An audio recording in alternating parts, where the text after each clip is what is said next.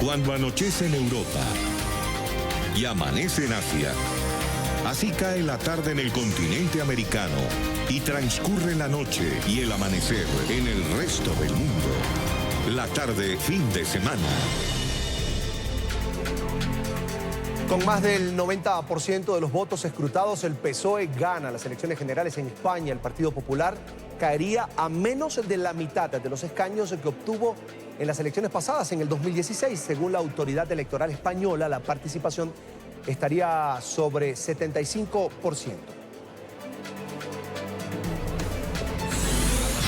Al menos 58.011 venezolanos han solicitado asilo en Estados Unidos, según datos de la Oficina de Migración. Algunos llevan años esperando respuesta. Más de 120 organizaciones de la sociedad civil mexicana e internacionales presentaron un informe que demuestra cómo la tortura se está convirtiendo en una práctica sistemática en el país azteca.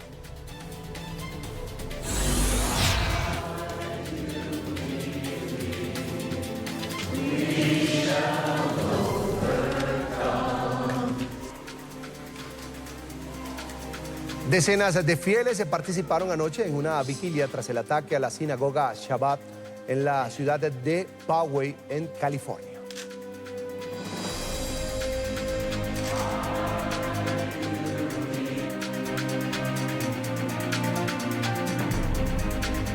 Hola, sean todos bienvenidos a la tarde fin de semana. Soy Carlos Eduardo Sánchez y los invito desde ya a conectarse con nosotros en Twitter. Estamos como @latardenetn24, @CESánchezM. Es un gusto que nos acompañen. Comenzamos.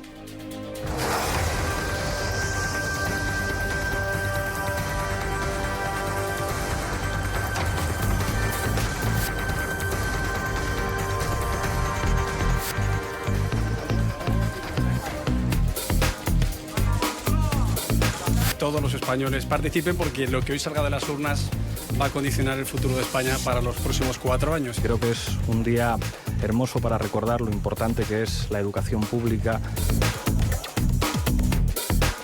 Cuando las urnas se abran, cuando se recuenten los votos, que todas las fuerzas políticas respetemos el resultado electoral. Se envía un mensaje muy claro, muy nítido de qué España queremos, y a partir de ahí que se pueda articular una mayoría parlamentaria lo suficientemente amplia para que haya un gobierno estable.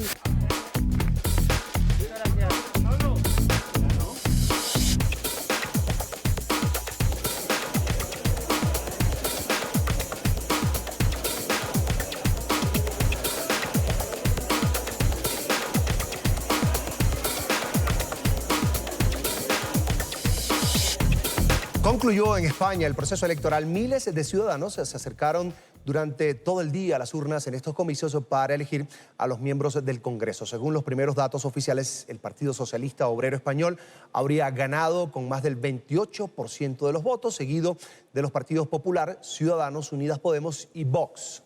Este resultado no es suficiente para Pedro Sánchez, el líder del PSOE, por lo que tendrá que pactar con otras fuerzas políticas para poder formar gobierno. Nuestro periodista en la capital española, en Madrid, Marcelo Moncayo, tiene toda la información. Marcelo, buenas noches. Hola, ¿qué tal? Saludos para todos ustedes en la tarde, amigos televidentes. Me encuentro en los exteriores de la sede del Partido Socialista, lugar en donde poco a poco está llegando la gente para vivir una verdadera fiesta. Precisamente a mis espaldas se está montando una tarima en donde se prevé que más tarde, ya casi alrededor de la medianoche, salga el presidente del gobierno, Pedro Sánchez, a agradecer la confianza de todos sus electores. Todo esto porque, según los primeros datos extraoficiales y algunos datos preliminares, todo indicaría que el Partido Socialista habría ganado las elecciones. Según la televisión pública de este país, el Partido Socialista obtendría entre 116 y 121 escaños, el Partido Popular entre 69 y 73 escaños, el Partido Ciudadanos entre 48 y 49 escaños, Unidas Podemos entre 42 y 45 escaños y el Partido Vox entre 36 y 38 escaños. Es importante recordarles, amigos televidentes, que la mayoría se obtiene en el Congreso de los Diputados con 175 escaños. Esto significa que el presidente Pedro Sánchez y su partido, el Partido Socialista, tendría tendría que pactar con otras fuerzas políticas para poder gobernar, es decir, para poder nuevamente ser investido como presidente del gobierno. Como les dije, amigos de la tarde, poco a poco está llegando la gente hasta este lugar para acompañar al presidente Pedro Sánchez en esta especie de festejo que se va a armar aquí afuera de la sede del Partido Socialista. Nosotros conversamos con algunos de los simpatizantes y esto fue lo que nos dijeron. Bastante satisfecho porque es un mensaje fuerte y claro para el pueblo de España, ¿sí? Todos sabíamos que existía un riesgo inminente con todos estos otros partidos y con las fuerzas que han salido, la extrema derecha que ha dado una sorpresa de repente, pero se ha ratificado la voz del pueblo. Pues me siento muy contento y más que como socialista, como español, porque vamos a seguir teniendo un gobierno de progreso y donde nadie se va a sentir excluido y es el único presidente con el que todos podemos ganar. Me siento contenta, orgullosa y vengo desde Valencia con toda mi familia para ver a Pedro ganador. ¡Pedro presidente! Televidentes de la tarde, y este proceso electoral se desarrolló con total normalidad. Comenzó a las 9 de la mañana y se cerró a las 8 de la tarde. Estaban habilitadas para votar alrededor de 37 millones de personas. Nosotros estuvimos en el lugar donde votó el presidente del gobierno, Pedro Sánchez, y dio algunas declaraciones, al igual que los otros principales candidatos a la presidencia del gobierno. Que participen, que el mensaje que traslademos en las urnas sea un mensaje claro. Después de muchos años de inestabilidad, de incertidumbres, creo que es muy importante que hoy se envíe un mensaje muy claro, muy nítido. Lo importante es que votemos todos con la cabeza. Y como yo siempre digo, votar es el acto de mayor confianza en democracia. No son unas elecciones cualquiera, nos jugamos el futuro, nos jugamos si queremos seguir unidos, si queremos seguir siendo ciudadanos libres e iguales. Mi sensación es que en España hay una amplia mayoría progresista y que cuando hay participaciones altas eso queda demostrado de manera clara. Yo creo que hoy vamos a vivir unas elecciones que van a tener un carácter histórico para España. Millones de españoles van a votar con esperanza. Televidentes de la tarde, se tiene previsto que ya los datos definitivos del resultado de este proceso electoral se den a partir de la medianoche. Este es el informe para la tarde. Sigan ustedes con más aquí en NTN 24. Hasta pronto. Marcelo Moncayo, nuestro periodista en la capital española, en Madrid, haciendo la cobertura durante todo el día de lo que ha sido esta jornada de elecciones generales en el país ibérico. Vamos a recibir a esta hora señal en directo que nos llega desde Madrid. Precisamente es Santiago Abascal, líder de Vox, quien se pronuncia a esta hora. Lo escuchamos. Nunca supieron hacerlo. Pero no estamos aquí para caer en la complacencia.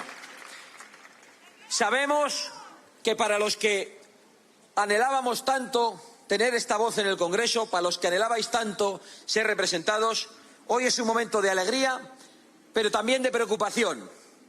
Un momento de alegría por esos 24 diputados y por la compañía de esos 2,5 millones de compatriotas.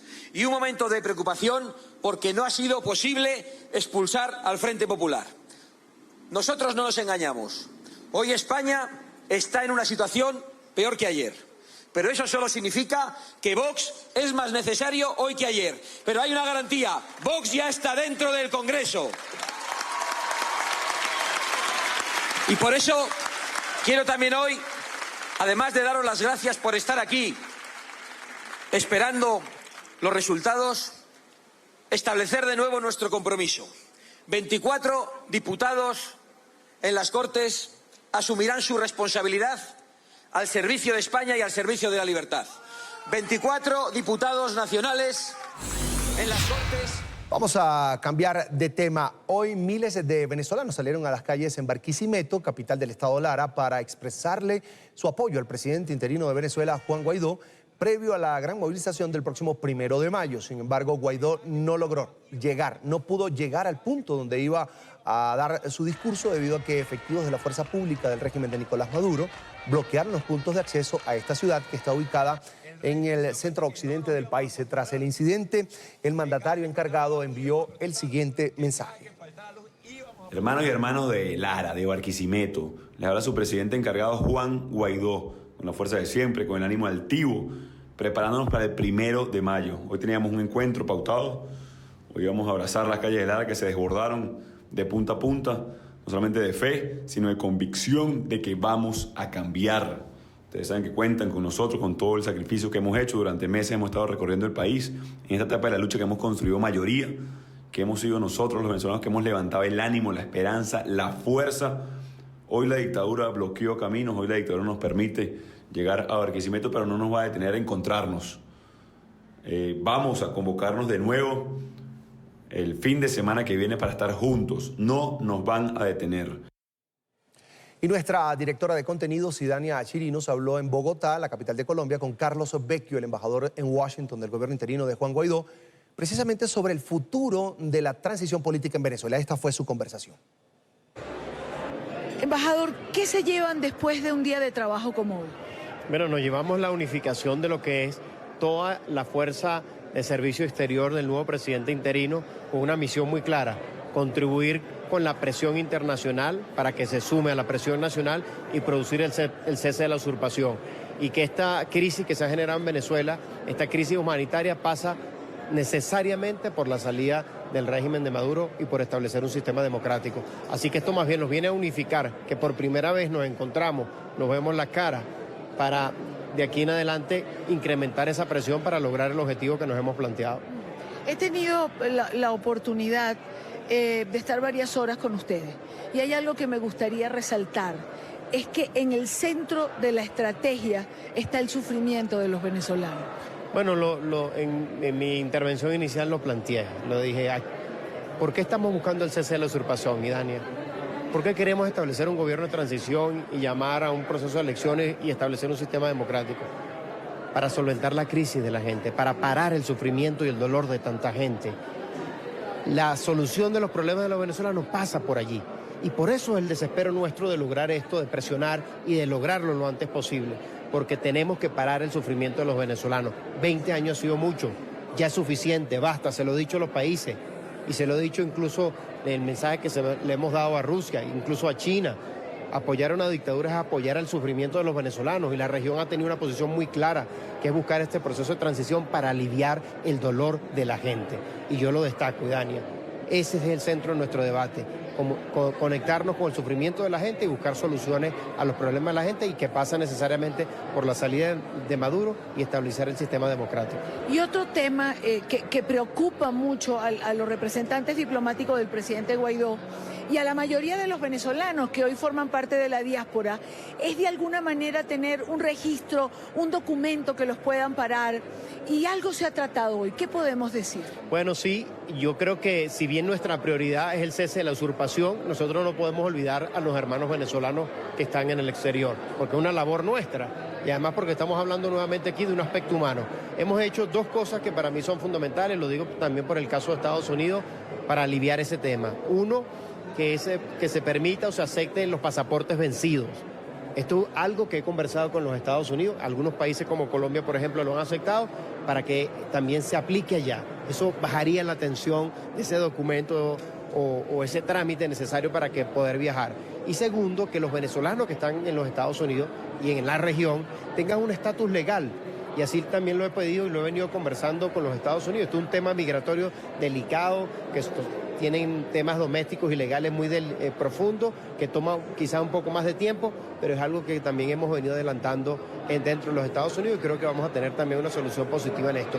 Pero en el camino hemos venido también ya colocando un registro para tener claridad de cuántos venezolanos están en el mundo y las principales problemas que tienen, las necesidades, pero también cómo se pueden vincular a la lucha que estamos dando en esta etapa para derrotar la dictadura, pero también una etapa de reconstrucción de Venezuela. Así que es una prueba piloto que lo estamos haciendo desde la Embajada de los Estados Unidos, pero que perfectamente puede, por el diseño que hemos hecho, incorporarse los otros países. Embajador, gracias. Gracias. Son al menos 58.000 los venezolanos que han solicitado asilo en Estados Unidos desde 2014 hasta 2017, según datos de la Oficina de Migración. Los solicitantes esperan ser notificados para la entrevista antes de que el gobierno de Donald Trump implementara medidas para limitar el acceso a los alivios migratorios en el país. El Servicio de Ciudadanía e Inmigración de la Unión Americana presentó un retraso de hasta 4 años para citar precisamente a las personas que buscan refugio en los Estados Unidos. Vamos a saludar a esta hora a David Bavaresco, es un venezolano solicitante de asilo en Estados Unidos. Allí lo ve en pantalla. David, una muy buena tarde. Gracias por atendernos. Muchísimas gracias, Carlos. De verdad jamás imaginé tener la oportunidad de estar en NTN 24 después de que la dictadura cercenó la libertad de expresión en las protestas del 2014.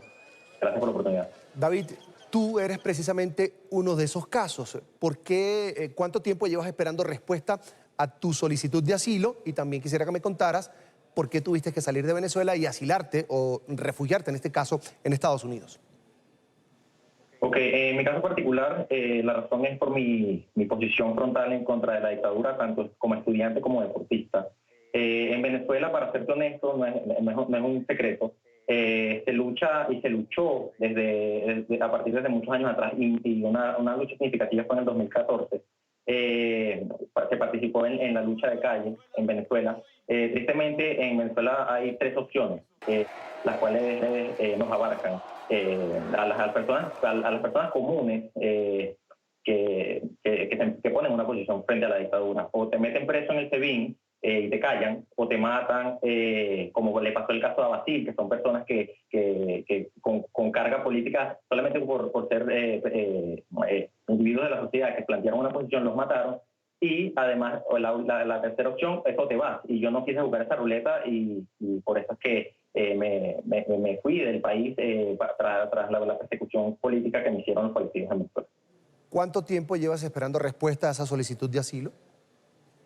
Alrededor de 4 años. Es una realidad que se vive aquí en los Estados Unidos, puesto de que el real culpable de este retraso no es los Estados Unidos, al contrario, los Estados Unidos está trabajando duro, pero estamos sobresaturados es por culpa de la dictadura, que como se puede ver los ejemplos en Colombia, que está la ACNUR nos declaró mundialmente refugiados, tenemos campos de refugiados en lo que es Colombia, en Brasil y alrededor del mundo. Ya es una realidad de que es una crisis humanitaria, es dictadura cruda y pura. Y entonces esto por mi parte, esa espera de cierta manera me limita un poco como deportista a seguir entrenando, a participar en torneos internacionales para lograr mi sueño olímpico, que es Tokio 2020.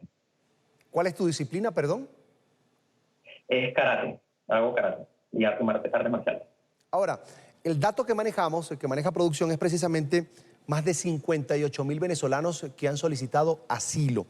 Cuando hablamos de ese número tan alto, uno comienza a pensar también en la política migratoria dura del presidente Donald Trump frente a la inmigración. Claro, estamos hablando de personas que han llegado de manera legal a Estados Unidos, que han expuesto sus casos ante las autoridades. ¿Tú notas como solicitante de asilo en Estados Unidos que hay cierta segregación cuando se trata, por ejemplo, de personas que vienen de Centroamérica y no de Venezuela? Sinceramente, cada caso se debe evaluar individualmente. Se sobreentiende de que Venezuela, en estos momentos, por el hecho de ser venezolano, estamos viviendo una crisis y una dictadura que todo el mundo lo ve. De cierta manera, ¿qué te digo? Para nombrar lo que es el espera, realmente para los venezolanos como tal, que llegamos y fuimos perseguidos, llegamos aquí a tierra de libertad, se nos da la oportunidad de tener un permiso de trabajo, de llegar y restablecer, estudiarnos y tener libertad para expresarnos, como te estoy hablando yo en estos momentos. Lo que pasa es que es sumamente difícil porque esto nunca se había visto. Y actualmente los refugiados no solamente somos los venezolanos, también es una realidad que hay una crisis a nivel mundial a nivel que le afecta a la política, a los individuos de a pie. David, ¿ha sido en algún momento duro estar fuera de la tierra, fuera de la casa, lejos de la familia, lejos de los amigos, lejos del país que incluso en algún momento defendiste en Venezuela, en la tierra en la que naciste? Es decir, ¿qué tan duros han sido estos 4 años, además esperando respuesta de un asilo? Sabemos que tienes permiso de trabajo y eso es una ganancia, un paso ya dado como tal. Por supuesto, por supuesto. ¿Cómo te digo? Es una realidad y a veces se crea un tabú de que se piensa de que porque el venezolano que está afuera se le menosprecia la lucha y el esfuerzo que hace. hay que valorar tanto el venezolano que está adentro luchando como el que está afuera trabajando hasta el doble para poder ayudar a su familia que está adentro, ¿entiendes?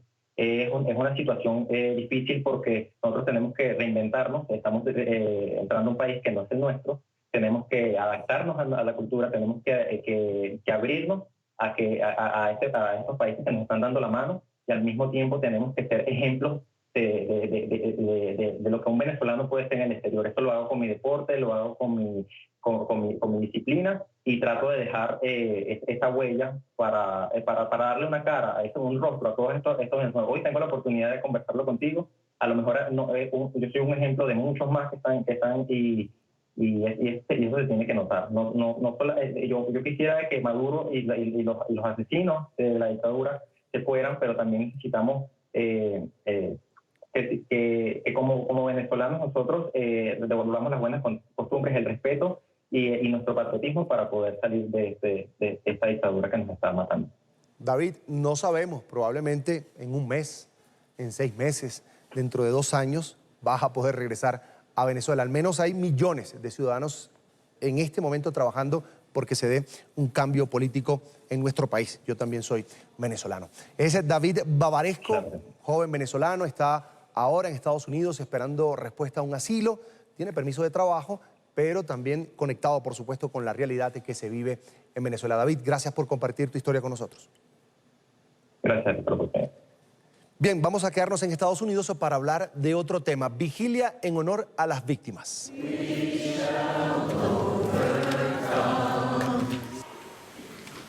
Con velas encendidas, decenas de fieles participaron anoche en la vigilia tras el ataque a la sinagoga Shabbat en la ciudad de Poway, en California.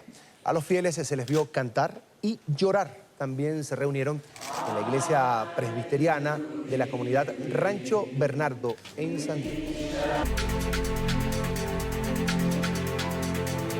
Un estudio elaborado por 120 organizaciones de la sociedad civil mexicana e internacionales demuestra cómo la tortura se está convirtiendo en una práctica sistemática. El informe, que fue presentado ante el Comité contra la Tortura de las Naciones Unidas, describe la crisis de derechos humanos y la preocupación que tienen los organismos de control por el hecho de que estas prácticas se estén normalizando en el país. Según el documento, las entidades donde se presentan más casos de tortura son bases militares, hospitales psiquiátricos, centros de detención migratoria y centros para menores. Cabe recordar que aunque son muchas las víctimas de maltrato en México, uno de los focos principales de esta investigación es la tortura hacia las mujeres. La encuesta nacional a la población privada de libertad reveló que la tortura está presente en el sistema judicial mexicano. Desde el año 2017, 75,6% de las personas en centros de reclusión sufrieron de violencia psicológica. El 63,8% vivió violencia física durante el arresto. 49,94% o 4% estuvieron incomunicadas y 39,4% recibieron patadas y puños mientras estuvieron detenidas, mientras estuvieron en prisión.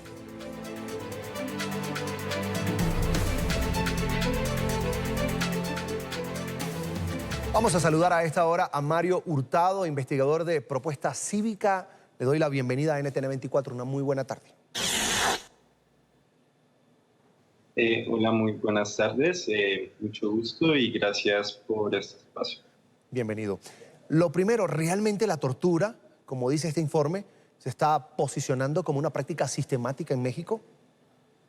En la pasada sesión del examen que se le realizó a México, el Estado mexicano negó que eso fuese una práctica generalizada, lo cual desconoce incluso los mismos pronunciamientos de este comité y también da cuenta que la situación no se ha revertido y lo cual imposibilita decir que la práctica no es generalizada como en esta ocasión lo afirmó el Estado mexicano.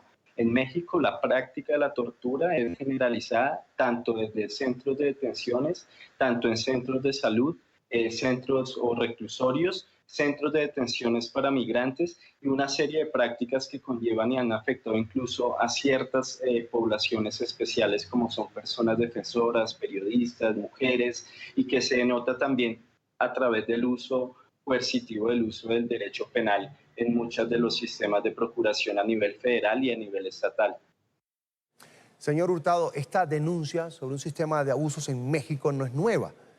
Le pregunto, ¿por qué el Estado no ha hecho lo suficiente o ha hecho muy poco, según la denuncia ciudadana, para poner freno a esta situación de vulnerabilidad? Bueno, en cuanto a la impunidad de los casos presentados de tortura, desde el año 2006 a 2017 se cuentan alrededor de 8.300 investigaciones que lleva actualmente la Fiscalía Especializada para prevenir y sancionar los hechos de tortura. En el pasado examen periódico universal, el Estado mexicano reportó tan solo 36 sentencias, aunque esas no se conoce cuáles son condenatorias y cuáles sí son absolutorias. Es decir, no tenemos en realidad una cifra exacta de cuántas personas han sido sancionadas por esta práctica de hechos de tortura.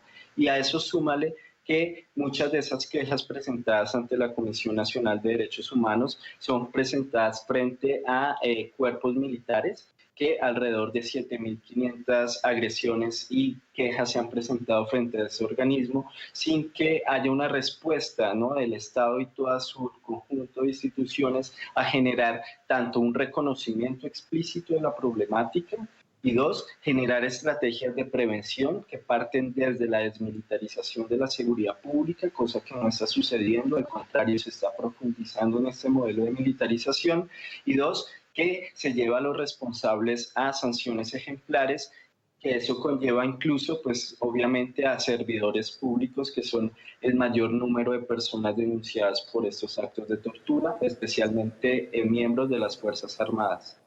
Fíjese, la violencia hacia las mujeres también fue resaltada en este informe y quería preguntarle por qué el Estado mexicano se ha visto también de alguna manera incapaz de garantizar la integridad de las mujeres. Sí, efectivamente no existe a la fecha un sistema nacional de registro de detenciones, que eso es un gran impedimento para conocer incluso la dimensión de la problemática en su escala real, y a eso súmale que tampoco hay una atención adecuada para presentar o generar las primeras diligencias, como es la implementación del protocolo de Estambul. Entonces, al no hacerlo, incluso muchos de esos hechos no se denuncian, y al no tener tampoco un sistema de documentación a nivel nacional, se desconoce la problemática real, que puede ser incluso peor de la que se reporta.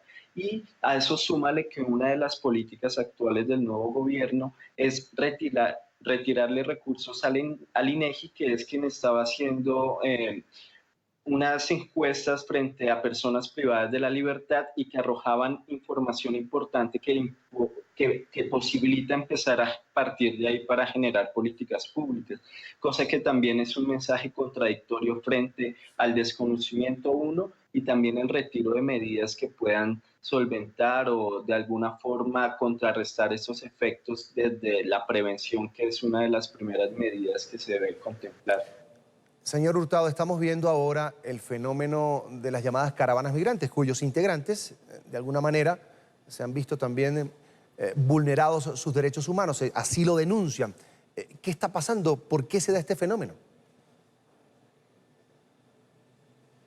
Bueno, en cuanto al tema de las caravanas migrantes, primero decir que no es un fenómeno nuevo, que estos actos también de tortura o hostigamiento frente a estas poblaciones ha sido desde los últimos años, cuando se acelera todo el tema de control fronterizo, que eso también tiene mucha consecuencia del Plan Frontera Sur, que es una política incluso mucho más amplia de control fronterizo, tanto la frontera sur de México como la frontera norte, y que ahorita en estos momentos pues se está llevando a una visibilización mayor a raíz del éxodo. Entonces eso se ha puesto en evidencia, y sobre todo mucho el tema de la tortura que sufren las personas en los centros de detención migratorio, sobre todo en la frontera sur, como es el estado de Chiapas, en Tapachula, donde ya hay documentado muchos de estos casos y donde las autoridades no han dado respuesta y pareciesen ser omisas frente a esta embestida grande de exceso de fuerza, que eso es una de las recomendaciones que hay en el informe, que las autoridades tienen que generar protocolos de prevención y de uso de la fuerza para que estos eventos de hostigamiento y de represión y de uso excesivo de la fuerza no recaigan sobre esas poblaciones. Y frente a las políticas migratorias, pues es un fenómeno a escala mayor que obviamente tiene que estar en la agenda pública y que en esa medida se tiene que exhortar a las autoridades a que se generen las condiciones humanitarias necesarias para ambas poblaciones. Quiero agradecer a Mario Hurtado, investigador de Propuesta Cívica, por estos minutos para la tarde fin de semana de NTN 24. Gracias por estar con nosotros. Muchas gracias, Carlos. Espero que estén muy bien y un fuerte saludo y un abrazo desde Ciudad de México y muchas gracias. Vaya de vuelta. Hasta la próxima. Vamos a cambiar de tema. Vamos a hablar de la Feria Internacional del Libro que se lleva a cabo en Bogotá. El Ejército Nacional de Colombia hace presencia en este evento a través de 6 publicaciones llamadas Bicentenario, en las que hablan de temas como memoria histórica, contexto, militares, víctimas. El primero de ellos, Una batalla en silencio. Este texto, escrito por Ana Calixta Reyes y Pamela Hernández, fue publicado precisamente esta semana.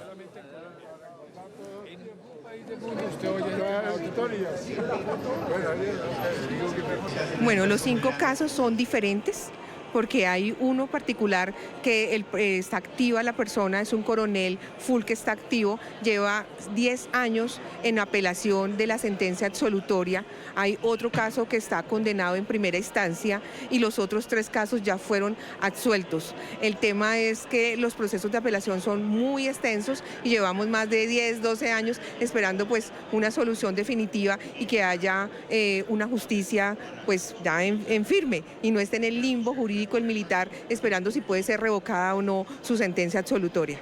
Bueno, la idea nace de conocer situaciones de militares que están privados de la libertad o que fueron privados de la libertad y quienes su inocencia es posible demostrarla. El drama de sus familias, de sus esposas, de sus hijos, eso motivó de verdad a que intentáramos contar esta historia. Ahora hablamos de Más allá de la adversidad, un libro escrito por Migdalia Denis, una venezolana que hace 15 años se fue diagnosticada con hipertensión pulmonar, una enfermedad crónica y mortal si no es tratada a tiempo. Su condición la motivó a escribir esta obra literaria que nos reta a descubrir nuestra verdadera esencia, incluso ante el diagnóstico más desalentador. Quiero saludar a esta hora de la tarde a Migdalia Denis, autora del libro Más allá de la adversidad. Una muy buena tarde, bienvenida a NTN 24. Muchas gracias por haberme invitado. Lo primero, ¿cómo nace Más allá de la adversidad? Más allá de la adversidad nace de una historia que es la mía. Yo siempre he dicho que todos venimos a esta tierra con un don y ese don es nuestra historia. Y si nos fuésemos de este planeta, o no, una vez que muramos, no contamos ese don, esa historia, pues ese don va a morir con nosotros. Más allá de la adversidad nace porque soy paciente de una enfermedad crónica y degenerativa que no tiene cura, que se llama hipertensión pulmonar. Yo fui diagnosticada en el año 2001 en mi país, Venezuela, y tuve que irme de mi país en el año 2003 por no tener acceso a los medicamentos. Y me fui a los Estados Unidos. Allí pues me enfrenté a una realidad fuerte que es estar en un país extranjero. Yo pensé que llegar a un país como Estados Unidos, allí iba a tener acceso a todo porque me lo imaginaba así, pero la realidad no fue esa, la realidad fue bien dura. Me tuve que enfrentar a un país donde no era mi cultura, donde no tenía mi familia, donde tuve que dejar a mis hijos, donde tuve que dejar a mi país, donde tuve que entender cómo era un sistema de salud en un país que no era el mío, trabajando y esforzándome muchísimo para poder sobrevivir. Logré conseguir mis medicamentos a través de la buena voluntad de unos ángeles, como les llamo yo, que me encontré en mi camino, que fue mi doctor y mi enfermera. Ellos me donaron las medicinas durante 8 años. Estoy hablando de medicinas de alto costo, son medicinas de más de $5.000 al mes. y tenía que estar conectada también a una bomba de infusión y un catéter por las 24 horas del día. Y más allá de la adversidad, lo que narra es cómo desde mi camino me enfrenté a ese miedo, me enfrenté a ese país, me enfrenté a la depresión que significa estar solo, al terror que da cerrar la puerta de tu casa y encontrarte absolutamente solo sin saber si vas a levantarte el día de mañana. Recordemos que yo me fui de mi país en el año 2003, en Venezuela, pues no tenía acceso y las redes sociales no son lo que son hoy. Señora Migdalia, perdóneme, ¿cómo está su salud al día de hoy?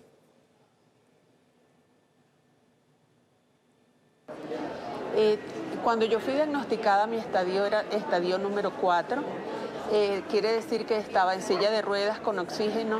Sencillamente cuando me diagnosticaron no podía dar un paso. Afortunadamente, pues los medicamentos me han asentado súper bien y de estar en estadio 4, en este momento estoy en estadio 1. O sea que me ha regresado la enfermedad, afortunadamente. La hipertensión pulmonar es una enfermedad que es una enfermedad catalogada como rara.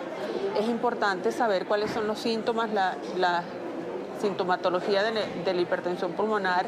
El primero de ellos es la falta de aire. Podemos tener mareos, dolor en el pecho. Entonces es bien importante que cuando las personas sientan estos síntomas, pues piensen que puede ser hipertensión pulmonar.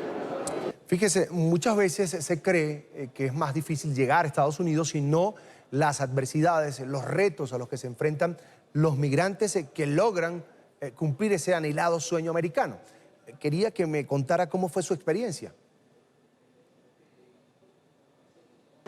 Sí, yo definitivamente, yo creo que el dejar tu país, el dejar tu plan de vida, el enfrentarte a una adversidad, ¿qué es para mí una adversidad? Es enfrentarte a una pared que te hace cambiar el rumbo, el plan, el objetivo que tenías trazado en tu vida.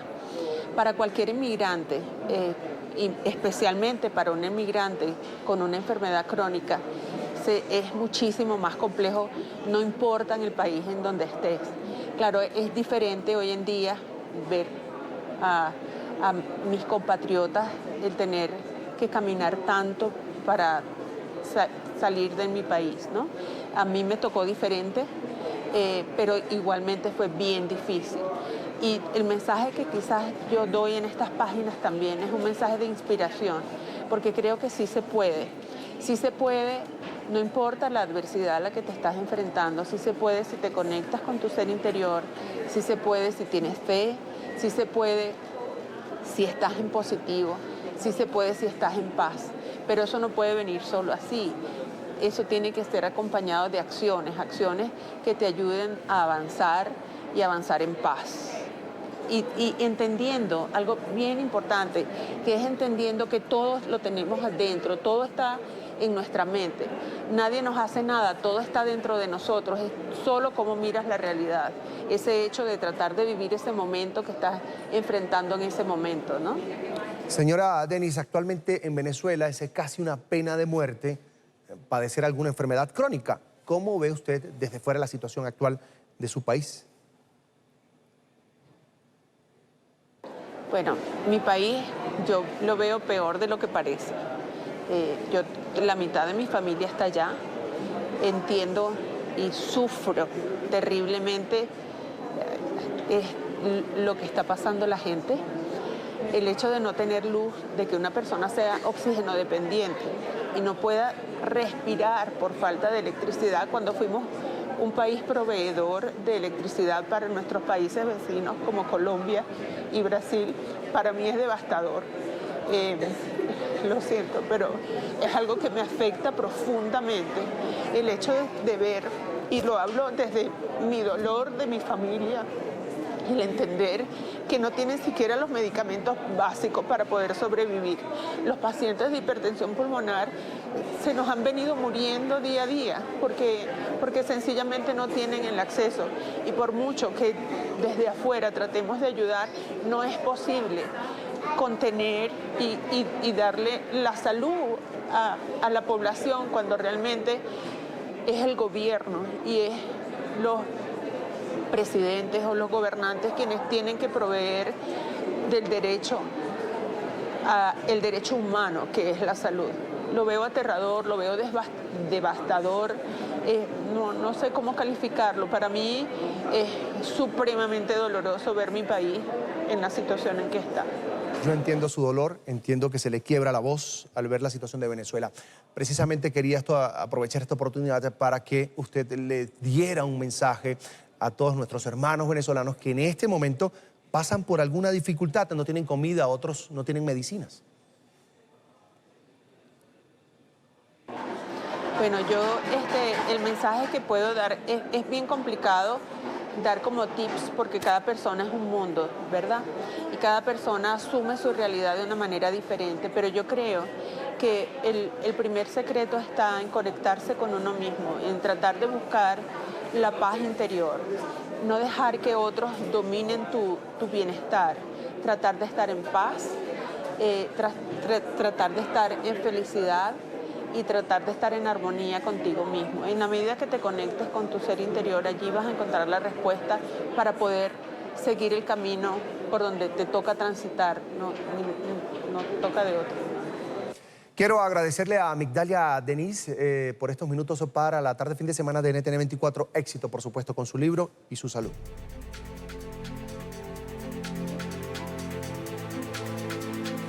Muchísimas gracias por la oportunidad. A esta hora revisamos otras noticias del mundo. Hoy comenzamos en Sri Lanka. El arzobispo de Colombo, la capital, celebró una misa en honor a las víctimas que perdieron la vida en los atentados del Domingo de Resurrección hace justamente una semana.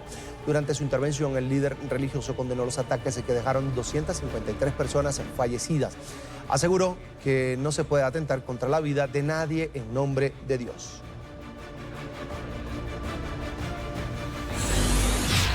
Libia sigue sumida en la violencia. Al menos 4 personas murieron y otras 23 se resultaron heridas en bombardeos de la Fuerza Aérea del mariscal rebelde Khalifa Haftar en el sur de Trípoli. Los enfrentamientos han hecho que miles de ciudadanos tengan que abandonar sus hogares, generando una crisis humanitaria. Desde el Vaticano, el Papa Francisco envió un mensaje para que se respeten los derechos de los refugiados. Los invito a unirse a mi oración por los refugiados que se encuentran en centros de detención en Libia, cuya situación, que ya es muy grave, se torna aún más peligrosa debido al conflicto en curso. Solicito la evacuación especial de mujeres, niños y enfermos tan pronto como sea posible a través de corredores humanitarios.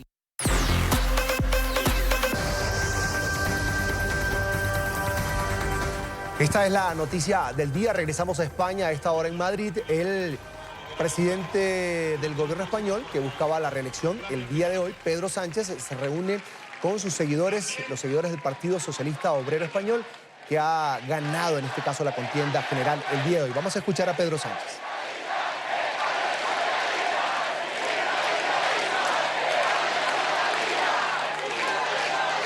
También creo que hoy, con casi un 75% de españoles y españolas que han votado, que han ejercido el derecho al voto, se ha demostrado que esta es una gran democracia, que España tiene una democracia sólida, de calidad, en la que han participado millones y millones de españoles en defensa de la democracia, en defensa de su futuro, en defensa de los derechos y las libertades que durante estos 40 años de democracia hemos conquistado. Y creo que también hay que reivindicar la democracia. La primera aparición del líder del Partido Socialista Obrero Español, Pedro Sánchez, luego de arrasar el día de hoy en las elecciones generales. Así llegamos al final. Gracias por estar con nosotros.